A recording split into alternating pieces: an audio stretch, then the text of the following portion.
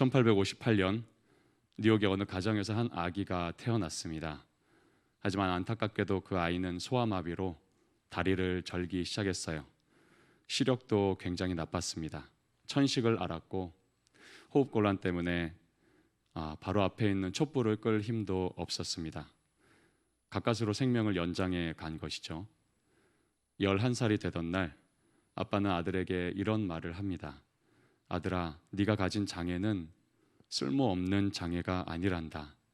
네가 만약 전능하신 하나님을 믿고 신뢰하게 되면, 그리고 하나님이 도우심이 너와 함께 한다면 오히려 네 장애 때문에 모든 사람이 널 주목할 것이고 너는 역사의 기적을 남기는 놀라운 삶을 살 수 있단다. 그 아이는 23살이 되던 해 뉴욕주 의회의 의원이 되고 28살에 뉴욕 시장 선거에 출마합니다. 얼마 후엔 뉴욕 주지사가 되고 부통령이 되고 미국 역사의 가장 어두웠던 시절에 미국을 재건하는 대통령이 됩니다. 1906년 그는 노벨 평화상을 수상합니다. 이 사람이 바로 시어도 루즈벨트입니다. 비록 약한 몸으로 태어났지만 전능하신 하나님을 의지하자 자기가 아니라 하나님이 세우시는 인생을 살게 되었습니다. 오늘 본문의 여호사밧 왕도 이와 같았어요. 자기 아버지 아사 왕이 신실한 믿음으로 살다가 말미에 하나님을 떠나는 것을 본 여호사밧은 오직 하나님이 견고하게 하시는 사람만이 바로 설 수 있다 믿었어요. 그러자 하나님이 믿음대로 역사해 주십니다. 오늘 우리는 여호사밧이 만난 하나님을 두 가지로 살펴보려고 합니다. 우선 첫째로 하나님이 함께 하시는 하나님입니다. 3절을 보면 여호와께서 여호사밧과 함께 하셨으니, 누구나 원하는 것이 있어요. 바로 하나님이 늘 함께 하시는 인생입니다. 신약 성경은 이것을 임마누엘이라고 하죠. 누구나 임마누엘을 원해요. 하지만 정작 하나님이 함께 하시는 것을 믿지는 못합니다. 내 마음대로 되지 않으면 가장 먼저 의심하는 게 임마누엘이에요. 과연 하나님이 함께 하기는 하는 건가? 날 떠나신 거 아닌가? 그러나 성경이 23번이나 반복해서 하는 말은 내가 너와 함께 한다입니다. 대표적으로 이사야서 41장 10절을 보면 두려워하지 말라, 내가 너와 함께함이라. 놀라지 말라, 나는 너의 하나님이 됨이라. 내가 너를 굳세게 하리라. 참으로 너를 도와주리라. 참으로 나의 의로운 오른손으로 너를 붙들리라. 하나님이 나와 함께 하심을 믿는 자는 두려움을 이길 수 있다라고 합니다. 두려움이 몰려와도 문제보다 크신 하나님이 함께 하심을 믿고 이겨내는 것입니다. 그런데 중요한 것은 하나님이 누구와 함께 하시며 누구와 동행하시냐예요. 3절을 다시 보면 여호와께서 여호사밧과 함께 하셨으니 이는, 우리말로 이는이라 번역됐지만 원어로는 왜냐하면입니다. 즉 하나님이 함께 하시는 이유가 이제 나온다는 것이에요. 두 가지 이유가 나오는데, 첫째는 3절 4절에 그가 바알들에게 구하지 아니하고 오직 그의 아버지의 하나님께 구하며, 여호사밧은 바알들에게 구하지 않았어요. 하나님께 구합니다. 여기서 바알들은 당대에 가장 인기가 많았던 우상을 가리켜요. 쉽게 찾고 빨리 의지할 수 있는 우상들이었어요. 하지만 하나님, 이 여호사밧 왕은 그런 바알들을 구하지 않았어요. 오직 하나님을 구합니다. 히브리어로 구하다는 단어는 찾다, 예배하다라는 뜻도 같이 있어요. 예배의 대상이 오직 하나님인 사람, 그게 바로 여호사밧이었어요. 그런 자세를 보며 하나님은 여호사밧과 함께 하셨습니다. 이 말씀을 통해 하나님 우리에게 묻고 계십니다. 너는 뭘 구하냐? 너는 일상생활에서 뭘 구하냐? 손쉽게 찾을 수 있고 눈에 보이는 바알들을 구하냐, 아니면 비록 눈에 보이지 않지만 말씀으로 늘 함께 하시는 하나님을 구하냐? 우리 마음의 그릇이 바알들로 가득하다면 하나님으로 채울 수 없겠죠. 돈과 하나님을 함께 섬길 수 없습니다. 내 육신의 그 즐거움과 하나님을 함께 채울 수가 없습니다. 여러분, 하나님을 구하기를 선택하세요. 그럼 우리 인생을 하나님이 책임지십니다. 두 번째 이유는 4절에 보면 그의 계명을 행하고 이스라엘의 행위를 따르지 아니하였음이라. 하나님의 두 번째 질문은 이것이에요. 너는 뭘 행하냐? 여호사밧은 그의 계명을 행했어요. 그리고 이스라엘의 행위는 따르지 않았다고 여기 나옵니다. 여기서 이스라엘의 행위는 하나님을 떠나 자기가 왕이 된 모든 행위를 말해요. 하나님의 말씀과 정반대로 사는 모든 그 행위와 가치관을 말합니다.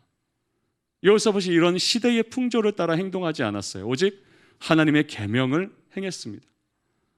그런데 이 계명, 행하다는 단어는 행동하다가 아니에요.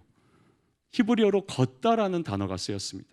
즉 그의 계명을 걸었다는 말이 돼요. 바꿔 말하면 하나님의 계명의 길, 말씀의 길을 걸은 것입니다. 시편 1편 1절을 보면 복 있는 사람은 죄인들의 길에 서지 아니하며라고 하죠. 누구나 걷고 있고 누구나 쉽게 갈 수 있지만 실상 죄인의 길이 우리 앞에 놓여 있어요. 우리가 그 길을 선택하는 순간 복 있는 사람이 될 수 없다고 말합니다. 여호사밧이 죄인의 길을 떠나 하나님의 계명 따르는 길을 선택했듯이 저와 여러분도 남들이 다 가는 넓은 길이 아닐지라도 믿음의 좁은 길을 선택하는 복 있는 사람이 되기를 도전해야겠습니다. 동화 이상한 나라의 앨리스에 보면 채셔캣이라는 고양이가 나와요. 말재주 좋고 꽤 많은 고양이입니다. 앨리스가 이상한 나라에서 빠져나오는 길을 찾다가 갈림길에서 이 채셔캣을 만나서 물어봅니다. 어떤 길로 가야 하니? 채셔캣은 되물어요. 어디로 가는데? 앨리스는 모른다고 답합니다. 그러자 채셔캣이 웃으면서 말하죠. 어디로 가는지 모르면 아무 데도 갈 수 없어. 사람은 자신이 어디에서 와서 어디로 가는지를 알아야 됩니다. 사람은 누구나 온 길이 있고 갈 길이 있습니다. 그 길은 하나님이 정하시는 길이에요. 그 길을 알아야 목적지에 다다를 수 있습니다. 여호사밧이 선택한 길은 3절을 보면 다윗의 처음 길로 행하여, 자기 조상 다윗의 처음 길을 선택했습니다. 다윗이 걸었던 처음 길은 하나님을 신실하게 믿고 의지하는 길이었어요. 사람을 의지하지 않고 상황과 돈을 의지하지 않고 자신의 경험과 가진 것들을 의지하지 않았어요. 오로지 하나님이 내 도움이라 믿는 것, 그게 다윗의 길이었습니다. 지금 이 시간 여러분 자기 자신에게 물어보세요. 나는 지금 어느 길을 걷고 있나? 우리 앞에는 늘 두 가지 길이 놓여 있습니다. 직장 문제든 결혼 문제든 관계 문제든 어떤 상황이든 놓여진 길은 두 가지예요. 그리고 그 선택권은 여러분 손에 들려 있습니다. 그 길에 차이점이 있다면 한쪽 길은 좁아요. 그래서 걷기 불편합니다. 반대편 길은 넓어요. 걷기 쉽고 편합니다. 그러다 보니 많은 사람이 그 길을 선택해요. 이렇게만 보면 넓은 길을 선택하는 게 지혜로워 보입니다. 그러나 예수님은 이렇게 말씀하시죠. 마태복음 7장 13, 14절 보면 좁은 문으로 들어가라. 멸망으로 인도하는 문은 크고 그 길이 넓어 그리로 들어가는 자가 많고 생명으로 인도하는 문은 좁고 길이 협착하여 찾는 자가 적음이라. 이 말씀을 보면 넓은 문은 크고 그 길이 넓어서 그리로 들어가는 사람이 많습니다. 그런데 이 넓은 문의 특징이 하나 더 나옵니다. 뭐예요? 멸망으로 인도하는 문이에요. 그 길의 종착지는 멸망이고 자비와 긍휼을 얻지 못하고 모든 죄의 심판을 받게 됩니다. 그런데 좁은 문은 어때요? 좁고 길이 협착하여 찾는 자가 적어요. 그런데 역시 특징이 하나 더 나옵니다. 생명으로 인도하는 문이라는 거예요. 비록 자기 욕심을 때로 내려놔야 되고 남을 섬기느라 자기 것을 포기하기도 하고 자기를 위해 돈을 쓰기보다 남을 위해 쓰는 좁은 길이지만 예수를 만나 구원을 얻고 영생을 얻게 됩니다.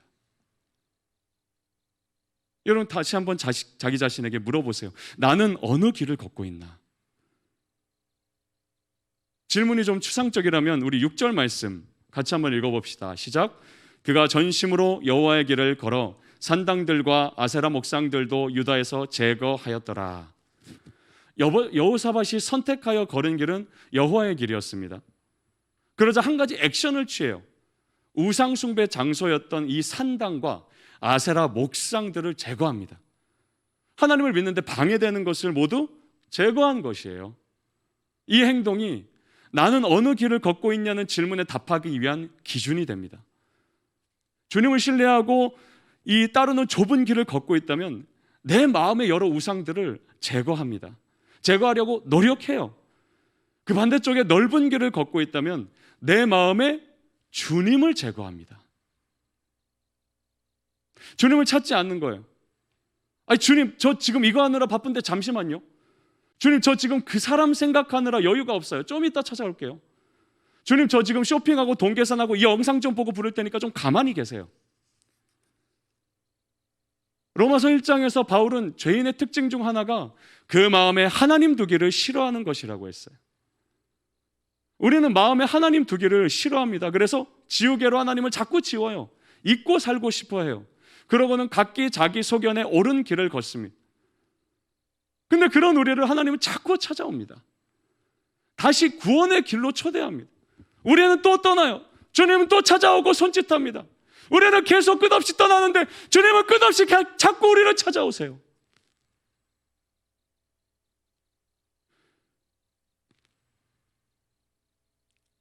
하지만 계속 마음에 하나님 두기를 싫어하고 구원의 길을 떠나자 하나님이 스스로 길이 되셨습니다. 그리고 우리 중에 오셔서 그 길을 보여주셨어요. 요한복음 14장 6절, 내가 곧 길이요 진리요 생명인 나로 말미암지 않고는 아버지께로 올 자가 없느니라.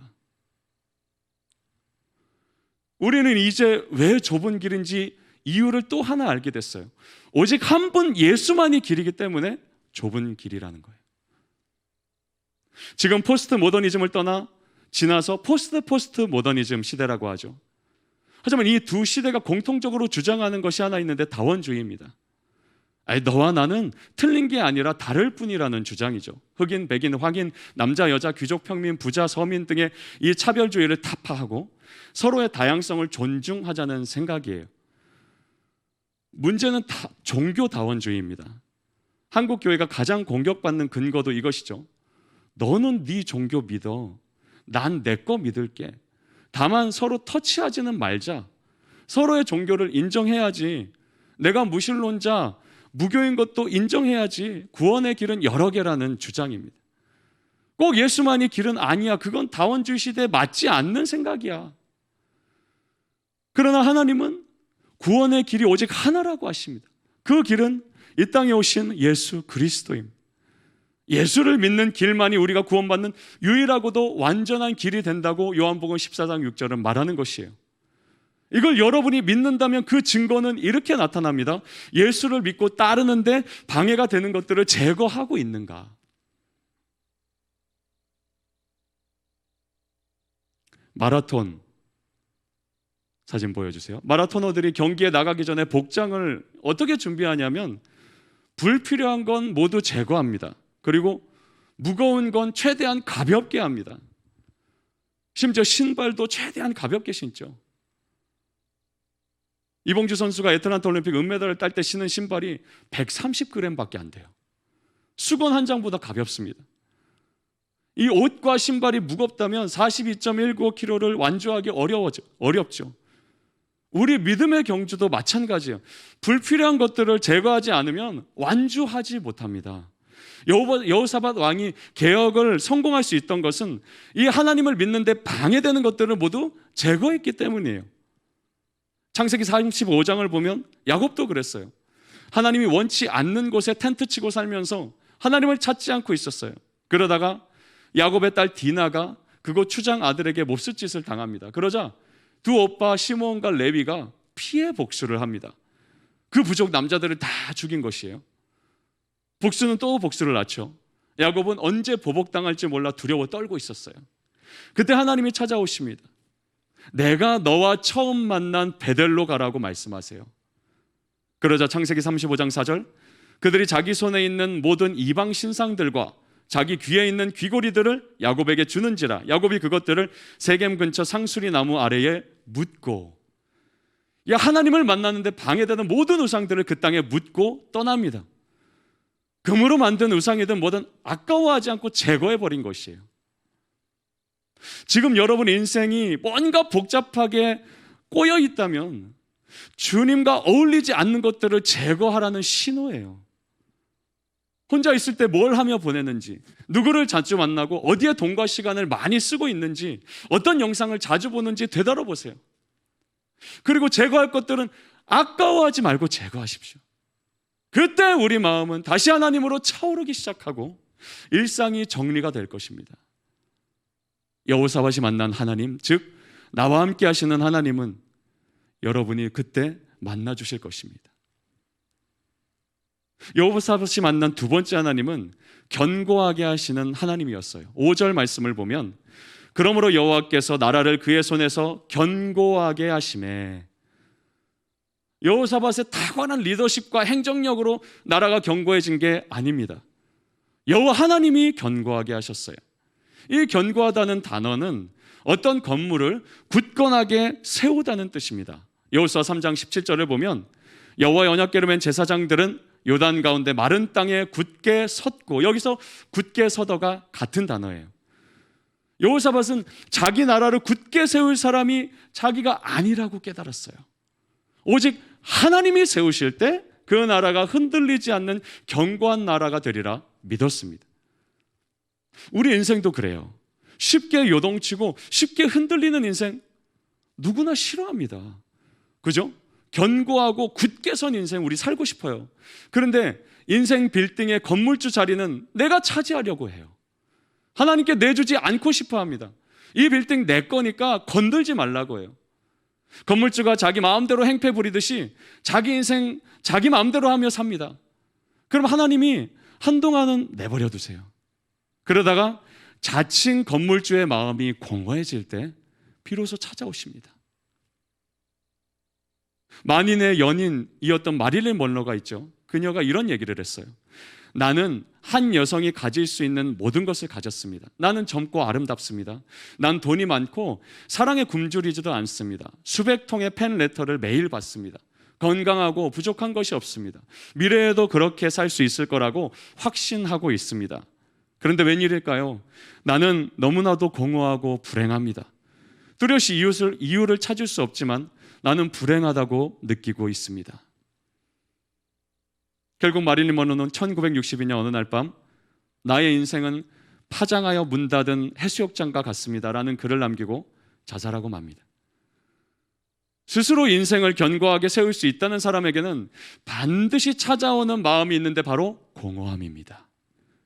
시편 127편 1절을 보면 여호와께서 집을 세우지 아니하시면 세우는 자의 수고가 어떻다고요?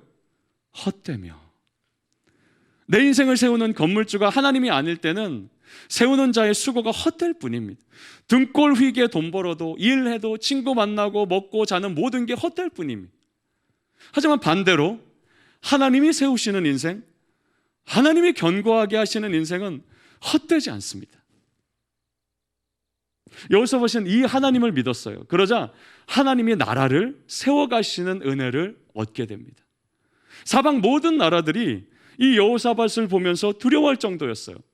심지어 그 블레셋이라는 호전적인 민족은 전쟁도 안 해보고 은을 조공으로 바칩니다. 아라비아 사람들은 양 7,700마리, 염소 7,700마리를 바쳤어요. 나라가 견고해지는 걸 주변 나라들도 보고 알 정도였습니다. 그런데 5절을 다시 보면 무슨 하나님이 램프의 요정처럼 갑자기 뚝딱 하신 게 아니에요. 그의 손, 즉 여호사밧의 손에서 견고하게 하셨다고 말하고 있습니다. 하나님이 이렇게 사람을 통해서 일하십니다. 하나님의 방법은 프로그램과 넉넉한 재정이 아니에요. 저와 여러분이 하나님의 방법이라고 지금 말하고 있어요. 그렇다면 여호사밧의 손을 통해 어떻게 견고하게 하셨을까? 7절을 보면 그가 왕위에 있은 지 3년에 그의 방백들 베나엘과 오바댜와 스가랴와 느다넬과 미가야를 보내어 유다 여러 성읍에 가서 가르치게 하고. 여러분, 여호사밧은 왕이 되고 3년 동안은 하드웨어를 바꿨어요. 모든 우상과 산당을 제거했죠. 그리고 3년이 지나자 이제는 소프트웨어의 변화를 주도합니다. 교사들을 나라 곳곳에 보내어 가르치게 했어요. 뭘 가르쳤을까요? 이어서 9절 보면 그들이 여호와의 율법책을 가지고 유다에서 가르치되 그 모든 유다 성읍들로 두루 다니며 백성들을 가르쳤더라. 이 두 절에 가르치다는 동사가 3번이나 반복됩니다. 지금 하나님이 여호사밧의 손을 통해 가장 먼저 한 게 뭐예요? 여호와의 율법책을 모든 유다 땅에 가르치는 것이었어요. 국방력을 키우고 성들을 공교히 쌓고 강철 부대를 길러낸다고 나라가 견고해지는 게 아니었습니다. 나라에 돈을 많이 쌓아둔다고 견고해지는 게 아니었어요.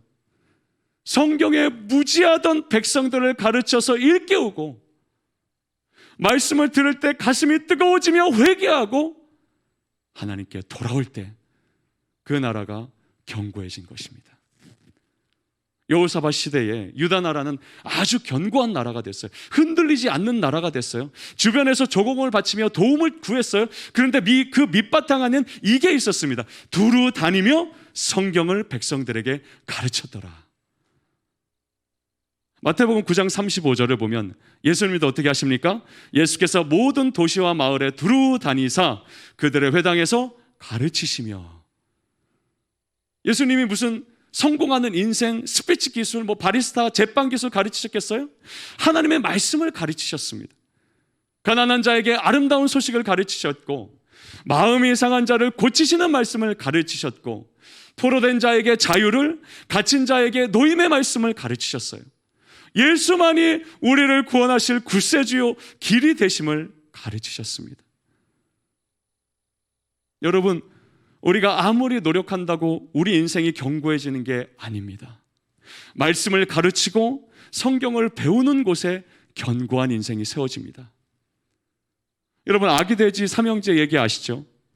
말씀이라는 벽돌을 하나하나 쌓고 믿음이라는 시멘트를 그 사이에 바르는 인생은 아무리 바람이 불어도 무너지지 않습니다.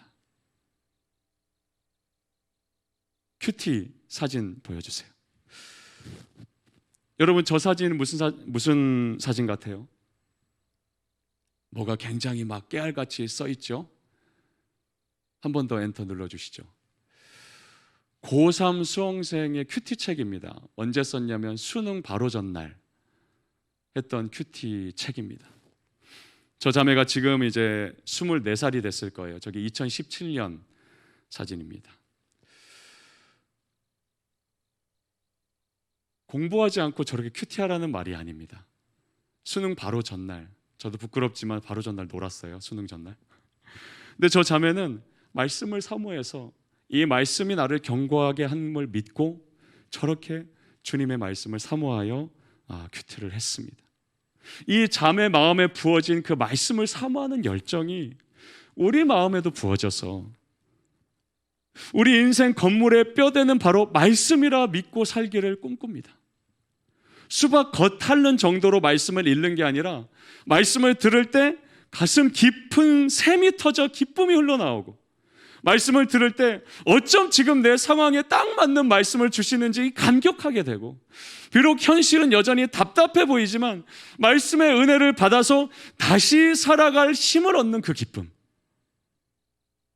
내 속에 숨겨둔 그 상처와 아픔이 말씀의 은혜로 치료되는 기쁨. 그래서 말씀을 통해서 내 안에 예전의 과거의 그 습관들과 언어의 습관과 행동의 습관들이 하나하나 변화되어 가는 그 기쁨. 우리 청년부가 이 말씀의 기쁨으로 뼈대 삼아 세워지기를 꿈꾸게 됩니다. 교회의 뼈대 역시 말씀이지 프로그램과 화려한 외관이 아닙니다. 하지만 우리는 요즘 안타까운 모습을 보게 됩니다. 외관은 화려한데 정작 뼈대가 없거나 부실한 교회가 점점 많아 보이기 때문입니다. 누구나 아는 서울의 한 큰 교회를 들어가 봤어요. 거기서 선교 세미나가 있었기 때문에 이제 가게 되었는데 들어가서 깜짝 놀랐어요. 이마트처럼 층층마다 굉장히 크고 긴 에스컬레이터들이 돌아다니고 어딜 보나 대리석에 조명도 시설도 막 눈부시게 화려했습니다. 하지만 의구심이 들었어요. 그런 화려한 외관 속 뼈대는 튼튼할까 하는 의구심이었어요. 저와 여러분도 그렇습니다. 겉으로 화려해 보이지만 말씀의 뼈대는 부실한가? 아니면 겉은 좀 초라하더라도 진정 내 주인이 누군지 알고 그분의 말씀을 배우려는 심지가 있는가? 이런 인생은 하나님이 견고하게 하시는 인생입니다. 은혜가 세워주고 말씀이 세워주고 하나님의 능력이 세워주는 인생입니다. 저와 여러분도 바람 한 번 불면 무너지는 인생 말고 창조주 하나님이 세워주시는 인생 살기를 축원합니다. 여러 욕심과 유혹이 덕지덕지 붙은 인생 말고 그것들을 과감히 제거하고 좁은 길을 완주하는 인생 되기를 주님의 이름으로 축원합니다. 기도하겠습니다. 하나님 아버지, 오늘 여호사밧 왕의 이 말씀을 보면서 하나님께서 이 여호사밧과 만나주신 모습을 보게 됩니다. 하나님이 함께 하시는 인생, 아버지 하나님, 우리는 주님이 함께 하심을 얼마나 믿고 살아가고 있습니까? 또한 주님께 붙들림 반 된 인생을 살기 위하여서 얼마나 주님 노력하고 있습니까?